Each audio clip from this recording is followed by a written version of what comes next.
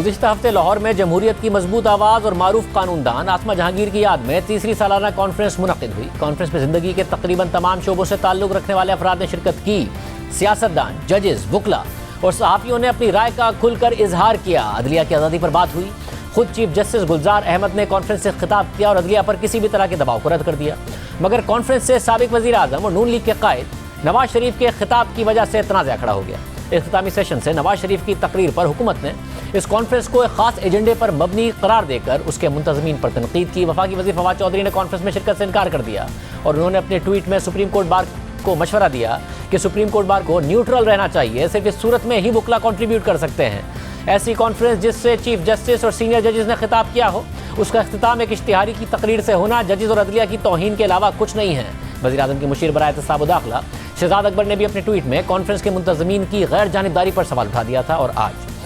اس معاملے پر supreme court bar ایسوسی ایشن نے وضاحتی پریس ریلیز جاری کر دی ہے، جس میں لکھا ہے کہ سپریم کورٹ بار ایسوسی ایشن سمجھتی ہے کہ قانون کی پابندی کسی بھی جمہوریت کی سنگ بنیاد ہے۔ کانفرنس کے مقررین کو اپنے نقطہ نظر کا اظہار کرنے کے ساتھ ایک اہم اور بعض اوقات ناپسندیدہ سمجھی جانے والی بحث کے آغاز کے لیے مدعو کیا گیا تھا۔ تاہم سپریم کورٹ بار ایسوسی ایشن اور آسما جہانگیر کانفرنس نے کسی بھی مقرر کی رائے کی توثیق نہیں کی تھی، بلکہ پاکستان بھر سے مختلف آوازوں کو حساس معاملات پر بات کرنے کے لیے پلیٹ فارم مہیا کیا گیا تھا۔ لہٰذا سپریم کورٹ بار ایسوسی ایشن کانفرنس کے ذریعے کسی خاص ایجنڈے کی ترویج کے الزامات کو سختی سے مسترد کرتی ہے۔ پریس ریلیز کے مطابق کسی قانون کی خلاف ورزی کر کے کسی کو بھی کانفرنس میں شرکت کرنے یا بات کرنے کا موقع نہیں دیا گیا۔ پیمرا نے کچھ مخصوص لوگوں کو ٹی وی پر براڈ کاسٹ کیے جانے پر پابندی عائد کر رکھی ہے، مگر عوامی اجتماعات میں ان لوگوں کی تقاریر پر ایسی کوئی پابندی نہیں لگائی گئی ہے۔ پریس ریلیز میں مزید لکھا ہے کہ آزادی اظہار رائے جمہوری ترقی کے لیے بہت اہم ہے اور اس کے لیے ضروری ہے کہ تنقیدی اور ایسی آوازیں جن سے ہمیں اختلاف ہو انہیں بھی سنا جائے۔ سپریم کورٹ بار کی پریس ریلیز میں مزید لکھا ہے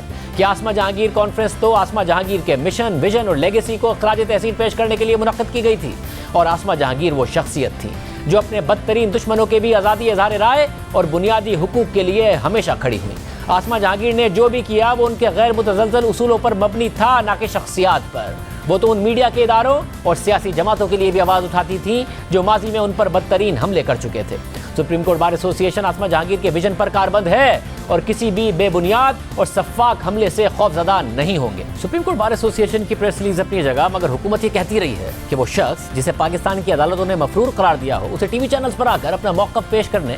یا انٹرویو دینے کا حق حاصل نہیں ہے۔ اس حوالے سے پیمرا نے پابندی بھی لگائی ہوئی ہے، مگر دلچسپ بات یہ ہے کہ سابق وزیر خزانہ اسحاق ڈار کو بھی عدالت مفروغ قرار دے چکی ہے اور ان کا بھی موقف چلانے پر پابندی ہے۔ ہم ان کا انٹرویو کر کے بھی آپ کو نہیں دکھا سکتے ہیں، مگر جب گزشتہ سال انہوں نے بی بی سی کے پروگرام ہارٹ ٹاک کو انٹرویو دیا اور انہیں سخت سوالات کا سامنا کرنا پڑا اور حکومت کو لگا کہ یہ انٹرویو ان کے بیانیے کے لیے فائدہ مند ہے، تو اسحاق ڈار کا یہ انٹرویو مفرور اور اشتہاری ہونے کے باوجود سرکاری ٹی وی پر چلایا گیا، بلکہ اس انٹرویو کا اردو میں ترجمہ کر کے پرائیویٹ ٹی وی چینلز پر بھی چلایا گیا اور حکومتی وزراء اور خود وزیر اعظم اس کا بار بار حوالہ بھی دیتے رہے۔ تو معاملہ